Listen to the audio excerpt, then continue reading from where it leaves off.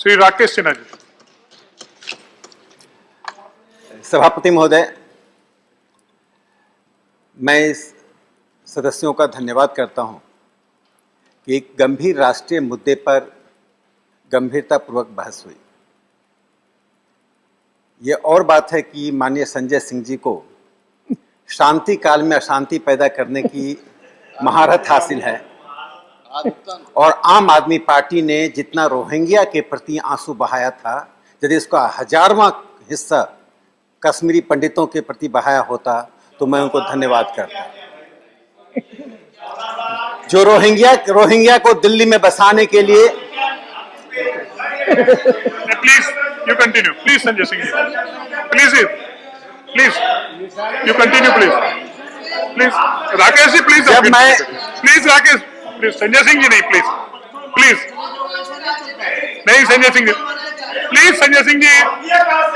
जब मैं संजय आप बैठिए, माननीय मंत्री जी बोल, सुनिए माननीय मंत्री जी बोल रहे हैं, आप राकेश जी बैठिए प्लीज। माननीय मंत्री जी, ये बात कहां से आ गई थी? ऐसा नहीं चलता है ना। थैंक यू राकेश जी केवल जो राकेश जी बोल रहे हैं रिपोर्ट में जाएगा। मैं इस राष्ट्र को इस सदन के माध्यम से याद दिलाना चाहता हूं, जब भारत की ज्ञान परंपरा पर पिछले शुक्रवार को मैं बहस के लिए आया था और मैं सोचा था कि आज राजनीतिक शब्द और राजनीतिक व्यक्ति का नाम नहीं लूंगा, राजनीति में होते हुए भी गैर राजनीतिक तरीके से बहस करूंगा, तब क्या हुआ था? कश्मीर फाइल्स पर संजय सिंह जी डिस्कशन करना शुरू कर दिए थे। हमें भी राजनीति करनी आती है, यदि आप राजनीति करेंगे तो आम आदमी पार्टी को मैं ऐसा डिकोडिंग करूंगा कि आप सदन छोड़कर चले जाएंगे। आम आदमी पार्टी ने देश में राजक राजनीति की शुरुआत की है। आम आदमी पार्टी ने देश में राजक राजनीति की शुरुआत की है और Arvind Kejriwal will be known in the history for master of anarchy. और आप जिस तरह से पंजाब की राजनीति को आगे बढ़ा रहे हैं। बैठिए प्लीज संजय सिंह जी प्लीज बैठिए, आप बैठिए प्लीज, आप बैठिए राकेश जी, आप बैठिए प्लीज राकेश जी, विषय पर मैं विषय पर आने से पहले घटना का जिक्र करना चाहता हूं। एक सांसद होने के नाते घटना का जिक्र करना चाहता हूं। सभी को ध्यान रखना चाहिए। कुछ महीने पहले दिल्ली विश्वविद्यालय शिक्षक संघ और कर्मचारी संघ के कुछ सदस्यों के साथ, जिसमें मार्क्सवादी कम्युनिस्ट पार्टी के पूर्व शिक्षक संघ के अध्यक्ष, कांग्रेस पार्टी के शिक्षक संघ के पूर्व अध्यक्ष आदित्य नारायण मिश्रा, राजीव रे सीपीएम के थे और हमारी संस्था जो डूटा पर जीती है, चुनाव जीती है, AK बागी, मैं भी उसमें शामिल था। कर्मचारी संघ के अध्यक्ष शामिल थे। मैं माननीय अरविंद केजरीवाल के दरवाजे पर मैं बोलूंगा, मैं जवाब दूंगा जो देखिए आप नेम नहीं कर सकते जो सदस्य माननीय जयराम रमेश तब कहा थे जब संजय सिंह जी, आप नाम नहीं ले सकते, तब आप कहा थे जब संजय सिंह जी पर हमला कर रहे थे। सदन में जो बात उठेगी उसका जवाब मिलेगा। आप राजनीति करें, मैं धर्म ज्ञान का प्रवचन करूं, आप पॉलिटिक्स करेंगे और मुझे कहते हैं आप गैर पॉलिटिक्स। राकेश जी आप विषय पे सदन को मैं अपनी चेयर पर एड्रेस करिए। सभापति महोदय, दिल्ली विश्वविद्यालय के सम्मानित शिक्षक नेता, एक सांसद, मैं एक सांसद हूं। You continue please. मैं राष्ट्रपति जी के द्वारा एक नॉमिनेटेड सांसद हूं। मैं शिक्षा के विषय को लेकर एक मुख्यमंत्री के दरवाजे पर 1.5 घंटे तक सड़कों पे धूप पे खड़ा रखा गया, पानी नहीं दी गई, अंदर फैसले की बात नहीं कही गई। ये अरविंद केजरीवाल की पूरी राजनीति देश में राजनीति है। आप जो सदस्य नहीं है उसके उनका नाम नहीं ले सकते आप, प्लीज आप बार अब मैं अपने विषय पर आता हूँ। प्लीज आप प्लीज ये व्यवस्था मैं दूंगा। संजय सिंह जी मैं तो सिर्फ मैं अपने विषय पर आता हूँ। राकेश जी प्लीज आप बैठिए प्लीज आप बैठिए आप बैठिए ना प्लीज। नहीं आप बैठिए प्लीज। संजय सिंह जी आप क्या नाम? सभापति महोदय, आप विषय पर नहीं प्लीज आप बैठिए सभापति महोदय, अच्छा आप बैठिए प्लीज। मुझे खुशी है, मुझे प्रसन्नता है कि सदन ने अनेक पक्ष पर विमर्श किया है। मेरा एक मूल उद्देश्य यह भी था कि यह जो गैर राजनीतिक एक राष्ट्रीय प्रश्न है, इस पर सदन पे गंभीरता से विचार हो। दो तीन पक्ष है जिसको मैं रखना चाहता हूं।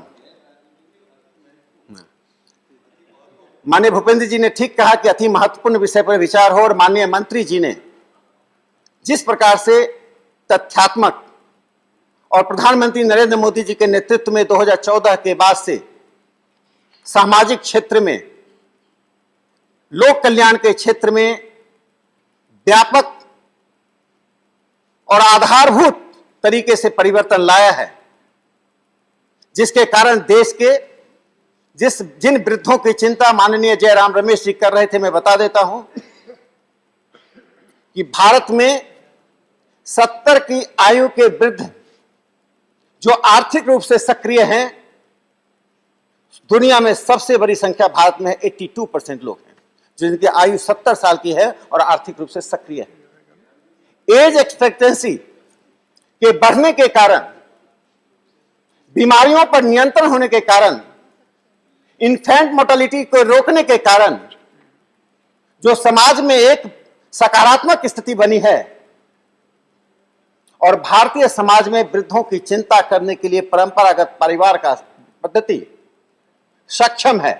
जहां जहां परिवार की पद्धति समाप्त हुई है, जिसको हम पुनर्जागृत करना चाहते हैं कुटुंब प्रबोधन के नाम पर, वही वही ये समस्या आई है। और भारतीय समाज इसके लिए जागरूक है कि हमारी स्थिति वह नहीं हो कि अमेरिका के वृद्ध को गोवा में रखकर उनकी सेवा करवाई जाए और हमारे मजदूर अरब कंट्री में जाकर वहां से पैसा लाने के लिए मजदूरी करने जाए। हम दोनों ही स्थिति को लाना नहीं चाहते हैं। एक सभ्य और लोकतांत्रिक समाज अपने समाज को स्वयं के आधार पर, स्वयं के संसाधनों के आधार पर, स्वयं के श्रम के आधार पर, स्वयं की दृष्टि के आधार पर अपने को समृद्ध करता है। उसी समृद्धि की ओर मैं बढ़ाने के लिए मैं इस बिल में एक बहस चाहता था। 3 बिंदुओं पर मैं देश का ध्यान आकृष्ट करना चाहता हूं सदन के द्वारा।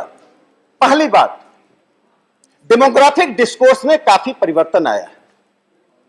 जो मैंने पिछली बार कहा था कि भारत के जनगणना आयोग ने जो जनगणना के आधार पर नए स्टैटिस्टिक्स, नए आंकड़े इकट्ठा करना शुरू किए हैं, उसमें TFR, टोटल फर्टिलिटी रेट, और marital total fertility rate, total marital fertility rate TMFR के बीच में एक बुनियादी अंतर किया है।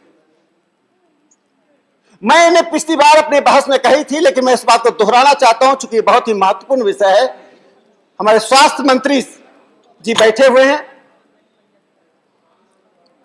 TMFR इसलिए इंपॉर्टेंट है भारत के लिए कि दुनिया के सभी देशों में जो टोटल फर्टिलिटी रेट की जो व्यवस्था की गई थी, उसका कारण था एक महिला अपने प्रजनन आयु में कितने बच्चे को जन्म देती है। ये TFR की परिभाषा है।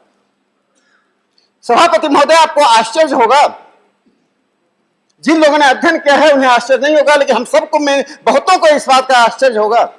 कोलंबिया में 84% बच्चे परिवार व्यवस्था से बाहर जन्म लेते हैं, यानी विवाह से पूर्व मां जन्म देती है। अमेरिका में यह संख्या 40% है।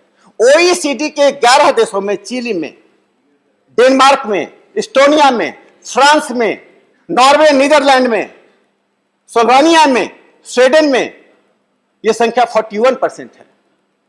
इंग्लैंड का मैं एक आंकड़ा देना चाहता हूं। विवाहित मां से 2020 में 3,29,000 और अविवाहित मां से 2,77,000 बच्चे पैदा हुए थे। यहां तक कि पुर्तगाल में 50% बच्चे अनमैरिड मदर से पैदा होते हैं। इससे TFR का जो कंसेप्ट है, वह कंसेप्ट, वह अवधारणा उनकी अपनी परंपरा के अनुसार है। मैं उस परंपरा का कोई नकारात्मक पक्ष नहीं देखता। उनकी जो भी परंपरा, उसके आधार पर TFR बनाया। हमारे यहां जो बच्चों का जन्म होता है, साधारणतया विवाह के बाद होता है।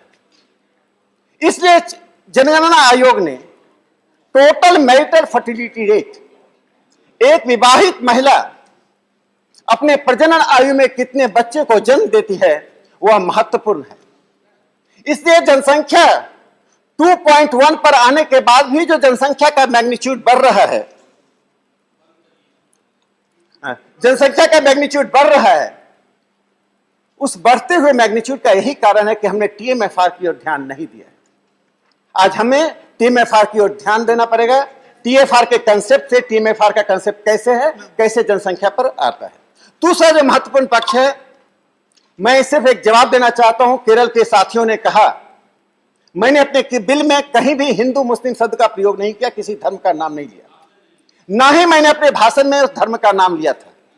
लेकिन एक समाज में विमर्श करते समय हमें किसी बात को तथ्यात्मक रूप से बोलने से डरना भी नहीं चाहिए। यदि मैंने हिंदू शब्द बोल दिया, मुस्लिम बोल दिया, क्रिश्चियन बोल दिया, पारसी बोल दिया, तो कोई असंवैधानिक नहीं हो जाता। हम जब वो डाटा इकट्ठा करते हैं, मनोज झा जी बार बार जातिगत जनगणना के लिए शोर मचाते रहते हैं। तो धार्मिक जनगणना, जब धार्मिक जनगणना होती है, धार्मिक जनगणना जब होती है, तो धार्मिक जनगणना होने पर मैं एक आंकड़ा देना चाहता हूं। केरल के मित्र हमारे नहीं है, चले गए बहस करके। 1901 से लेकर 2011 तक 11 डिकेड्स में हिंदुओं की जनसंख्या 13.8% घटी है, और वहां पर एक मुस्लिम की जनसंख्या 9.8% बढ़ी है। ये तथ्यात्मक बातें हैं। बढ़ना अच्छा है या खराब है, मैं इस पर नहीं जाता हूं, लेकिन उस तथ्य से आप मुंह नहीं मोड़ सकते हैं। 2001 से 11 के बीच में वेस्ट बंगाल में 13 डिकेडल ग्रोथ रेट जो जनसंख्या का है वो 13.5% है, और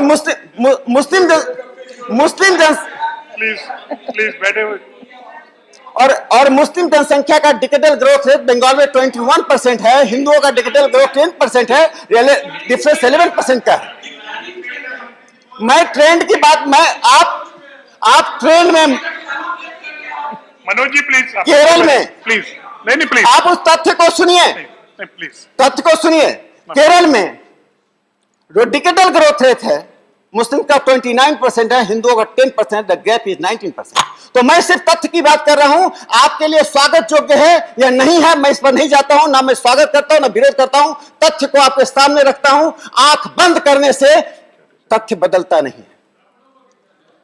इसलिए मैं इतना कहना चाहता हूं कि जो 133 डिस्ट्रिक्ट है, जिसमें उत्तर प्रदेश और उत्तराखंड में 52 जिले हैं, बिहार में 24, झारखंड में 9, मध्य प्रदेश में 3, हरियाणा में 1, नॉर्थ ईस्ट में 28 डिस्ट्रिक्ट हैं, जम्मू कश्मीर में 6 डिस्ट्रिक्ट हैं, जहां टोटल टीएफआर, जो अगर पुराने कंसेप्ट टीएफआर को लें तो 3.5 है। 72 डिस्ट्रिक्ट में टीएफआर 4 से अधिक है। तो मुझे यही कहना है कि हमारा जो प्रयास चल रहा है, उस प्रयास में लोकतांत्रिक तरीके से हम इमरजेंसी को दोहराना नहीं चाहते, 76 को दोहराना नहीं चाहते हैं। जयराम रमेश जी 1966 में भारत सरकार ने जनसंख्या को कहा था एक्सप्लोसिव स्टेट कहा था। 1940 में ही जवाहरलाल नेहरू ने नेशनल प्लानिंग कमेटी के द्वारा एक सब कमेटी का गठन किया था। तो मैं इतना ही कहना चाहता हूं कि जनसंख्या नियंत्रण पर गंभीरता से जो प्रयास चल रहा है, उसके लिए मैं आशान्वित हूं। मुझे पूरा विश्वास है, धर्म, जाति, क्षेत्र, भाषा से ऊपर उठकर हम अपनी जनसंख्या को नियंत्रित कर पाएंगे और इस देश को एक सुखमय राष्ट्र की ओर ले जाने का प्रयास करेंगे, जिसमें रोहिंग्या का स्थान नहीं होगा, इस देश के लोगों का स्थान होगा। इस देश के लोग अपनी समृद्धि के साथ रहेंगे। धन्यवाद। धन्यवाद। Now, Shri Rakesh Sinha ji, are you withdrawing the bill? सभापति महोदय, मैं अपने बिल को विड्रॉ करता हूं। Has he leave of the house to withdraw the bill? The bill. Please, no, please. No, please. Sir, there is a very important point. Has leave of the house to withdraw the bill. The bill is withdrawn. Yes. Next.